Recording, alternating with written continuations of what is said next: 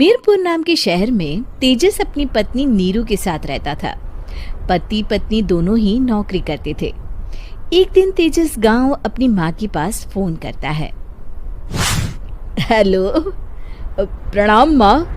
जीते रहो माँ, तुम दादी बनने वाली हो हैं? अरे वाह, ठीक है बेटा, मैं कल ही आती हूँ। जब माँ जी शहर पहुंची तो बेटे बहू ने बहुत अच्छे से स्वागत किया। लीजिए माँ जी, चाय। अरे गर्मा गर्म पकोड़े ले आओ माँ के लिए। नीरू रसोई में गई और 2 मिनट में ही पकोड़े ले आई। जी ये लीजिए। बहू जादू से बनाए हैं क्या? अभी तो रसोई में गई थी। यम्मी। माँ जी, शीला रसोई में पकोड़े तल रही है, मैं बस लेकर आई। हे भगवान, मेरा धर्म भ्रष्ट कर दिया तूने। अब तो गंगा जल से शुद्धिकरण करना होगा। दूसरे दिन, माँ जी मैंने नाश्ता बना दिया है, ऑफिस जा रही हूँ। पर अभी तो घर का सारा काम पड़ा है। शीला आती ही होगी, झाड़ू पोछा बर्तन कपड़े वो सब कर लेगी। हमारे जमाने में घर का सारा काम हम ही करते थे। जी माँ जी, आप बहुत होशियार हैं, मैं घर ऑफिस दोनों नहीं संभाल पाती। तो जरूरत क्या है घर से बाहर जाकर चाकरी करने की? वैसे भी घर का काम खुद करने से घर में बरकत आती है, समझी? पर माँ जी। पर वर कुछ नहीं, इस महीने की पगार मिले फिर ऑफिस बंद। हाँ। रात को नीरू तेजस से कहती है, सुनिए जी, माँ जी बोल रही थी कि मैं नौकरी छोड़ दूं। वैसे ठीक ही तो है, अभी तुम्हें आराम की जरूरत है। फिर भी आराम कहाँ, शीला को छुड़ाने के लिए बोल रही थी। तो अब 24 घंटे में इतना काम तो कर ही सकती हो। पर जॉब पसंद है मुझे, घर पर मन नहीं लगेगा। अगले दिन जब दोनों ऑफिस के लिए निकल रहे थे, मेरी तो कोई कीमत ही नहीं है इस घर में।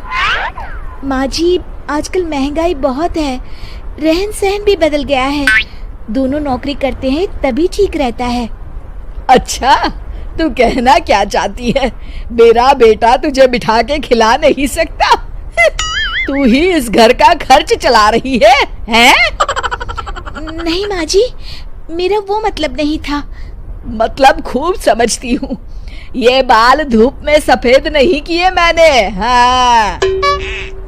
अब तो ये रोज का काम हो गया था। तेजस भी रोज की झिकझिक से परेशान हो गया था।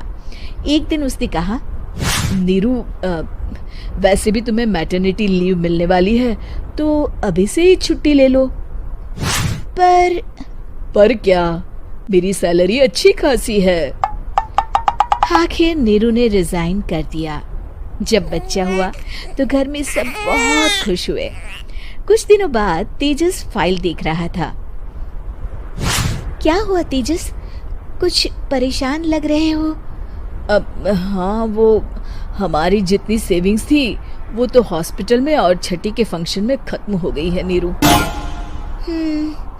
और अभी वैसे मंदी चल रही है तो मैं बोल रही थी कल मुन्ना को हेपेटाइटिस का टीका लगवाना है। नीरू, क्या पोस्टपोन नहीं कर सकते? नहीं जी, बिल्कुल नहीं। अब तेजस को समझ में आ रहा था कि उससे गलती हुई है। पैसों की कमी का असर घर के माहौल पर भी पड़ रहा था। अगले दिन, बेटा मेरा चश्मा और ये दवाइयाँ ले आना, पर्चा देते हुए माँ जी ने कहा। जी। तेजस, मुन्ना के लिए दूध का डिब्बा और डायपर भी ले आना, और ये किराने के सामान की लिस्ट है, इसे भी लाना है। तेजस गुस्से में लिस्ट मरोड़कर फेंकता है और चिल्लाता है, पैसे क्या पेड़ पर उगते हैं? ये ले आना, वो ले आना।